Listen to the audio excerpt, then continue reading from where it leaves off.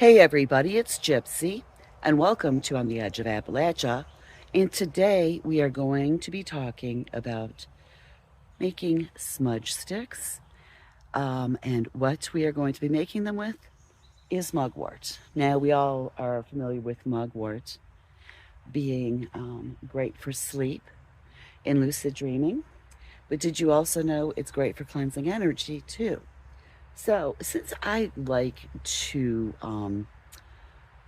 make things that I have in my yard and I can source myself, um, I go with mugwort. I cannot grow sage here, especially not the sage that is used for cleansing. So mugwort is another plant that you can use to make a smudge stick. So I apologize for the sun. It's going to be very, very hot today. And I am out here first thing in the morning, and this was the only angle I could get. But these are the ones, I have a whole bunch here in my cottage garden. As you can see, they're quite tall. Let's see. In about, I don't know, 4 to 8 weeks, these are going to start flowering.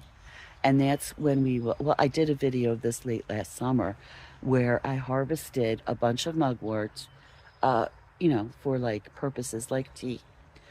Um, I usually harvest a bunch and I dry them, process them, and I keep some on hand at home. And then I package them up and put some in my booth to sell. And I sold out immediately last year. And in the winter, I had people asking for more and they wanted to know when I would have more. I said, well, it's not going to be the end of summer because I have to wait for Gaia, Mother Nature, for that. I have to go with the seasons and what's in season. So that'll be coming soon. But for right now, we can harvest some to make smudge sticks. Now, what we're going to do is I am going to leave this in my cottage garden. I'm going to leave this to flower so I can harvest this for, for drying and packaging. So we're going to go. I have a whole bunch back along the woods. I mean, it's just all over the place. We have so much on this property, which I feel very fortunate about. So we're going to go back there and harvest that. And then I will show you how I wrap them. Okay, so here I am. I am further back on the property. There is just mugwort on both sides of the path, all going back to the woods. It's all over. So this is one of our biggest patches of mugwort right here. I have a skirt on that has a slit on the side of my bad leg. My bad leg, which had surgery February 1st of 2023, the swelling never went down. And I have a big scar that goes across here and all the way down my leg. So it's like I'm very, if you see me doing this a lot, I apologize. Very conscious of it. So anyways, back to the mugwort. So again, whenever you harvest anything from nature, when you're foraging especially, you want to do it with gratitude. You don't have to say anything if you don't want to, but always put out that energy, that feeling, okay? Now, I did 10-inch, I did 6. I think I'm gonna do smaller ones, about 4 inches. Now, you want to gather a good bunch of these because as you're hanging them to dry, they're going to shrink. So you want a fairly, big bunch to tie up. Okay, so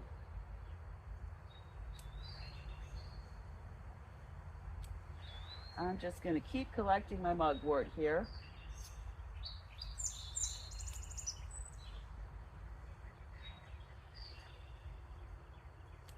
And what I might do, if I can find it, here comes my black cat Persephone.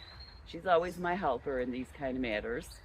What I'm going to try to do, if I can find it, I'll put the link to the video I did late last summer on harvesting mugwort for things like tea.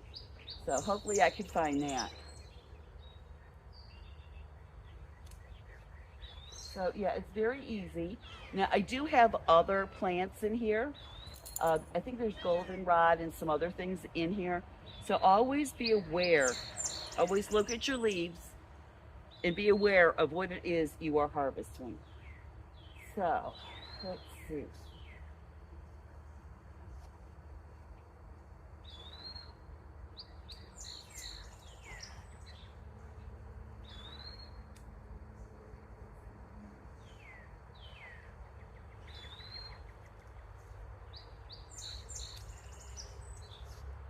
So I think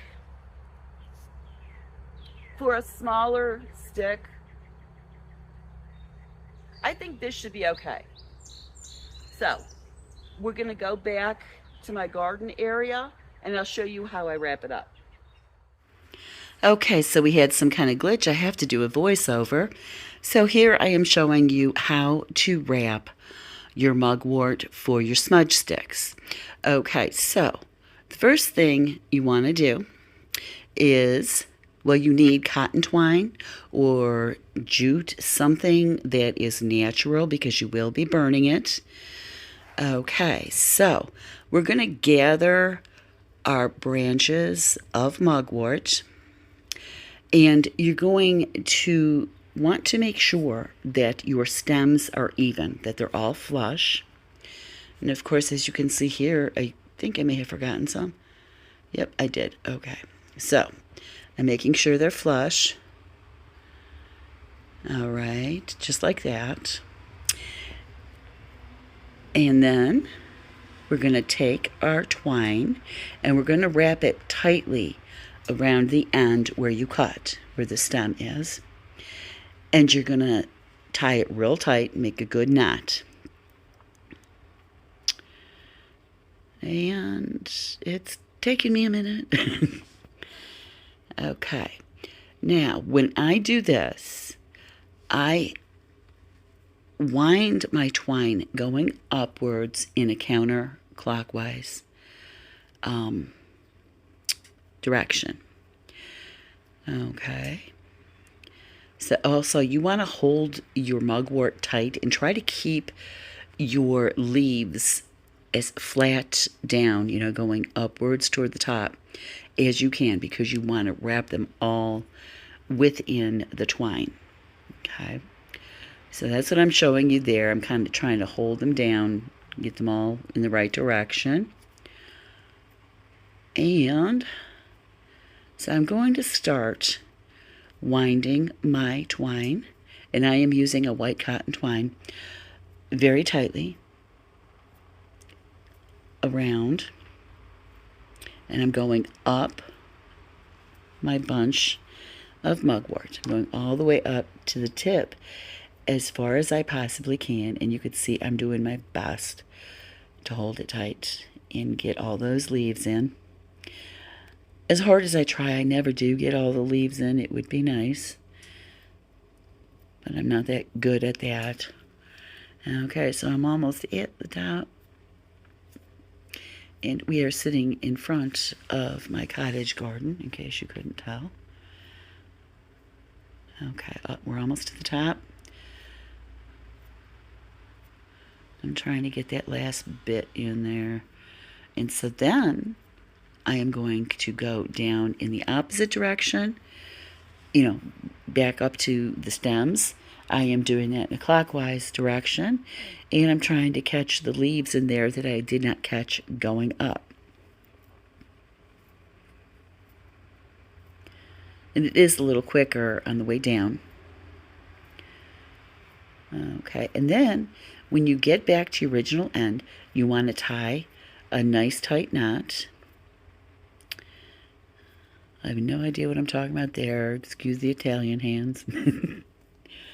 Okay. All right, so I'm just showing you what it looks like.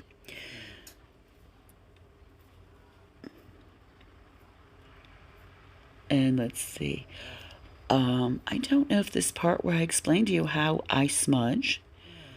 Let me see, I could tell by hand motions. Anyways, yeah, I think I'm about ready to tie my knot there. Now, what I do is after I tie the knot, now I'm going to make a loop if I ever get to that point. I know I didn't realize I talk so much during my videos. So, come on, Gypsy, get moving here. Yeah, I wish I didn't have this glitch. It would have been better if you heard what I originally thought. But I'm going to snip a fairly long piece of twine at the end there. And then I'm going to loop it around and tie it again to where I have the other knot. This way I can hang it up to dry. It's going to take about 2 to 4 weeks for this to dry. Okay. I have no idea what I'm talking about. Okay, here I think I'm tying my loop. I think I may have mentioned in this one that I'm going to try to put a link to the video I did late last summer when I was harvesting the mugwort when it was flowering, which I usually use that for like teas and stuff. Okay. And I believe I have a part here, hopefully coming up. I thought I did this. And you know, I don't feel there's any real right or wrong way to smudge. But I explain the way I do it. And, you know, some people, they have specific words they use while they smudge, and some don't. Me, being an artist, it's more of a visualization. And an intention. You want a very strong intention, which you are putting intention into the smudge stick while you're making it here like I did. So here I'm showing you the loop. I am going to hang that up and allow that to dry. 2 to 4 weeks, I'm going to say with the humidity level where I live, probably more like 4. You know, if you live in the desert, which then you could get sage, it's going to be a lot quicker. I used to lay things out when I lived in the desert to dry, and it was like in no time. What a difference from here. Okay, so I'm showing you what my smudge stick looks like before it's dry. Okay, now, yes, here I go, where I'm showing how I smudge. Now, you can either use a feather, or how I'm waving my hand like that over, I'm waving the smoke.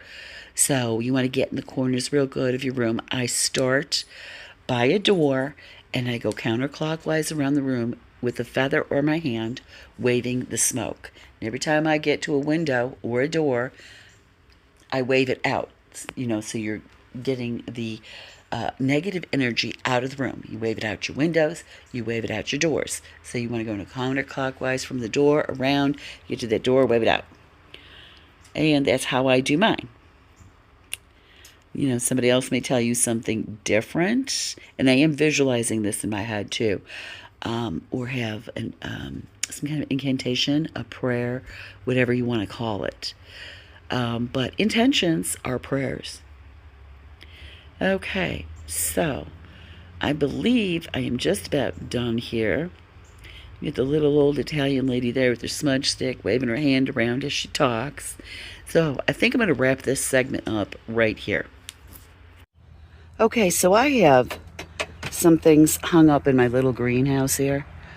And these back here are mugwort smudge sticks that I did about, I don't know, 2 weeks ago.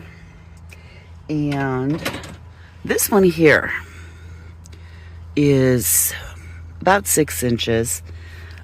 This one is approximately 10 inches. So I think today I might go with like 4 or 5 inches, maybe 4, just to have different sizes. Now I am going to trim these once they're totally dry.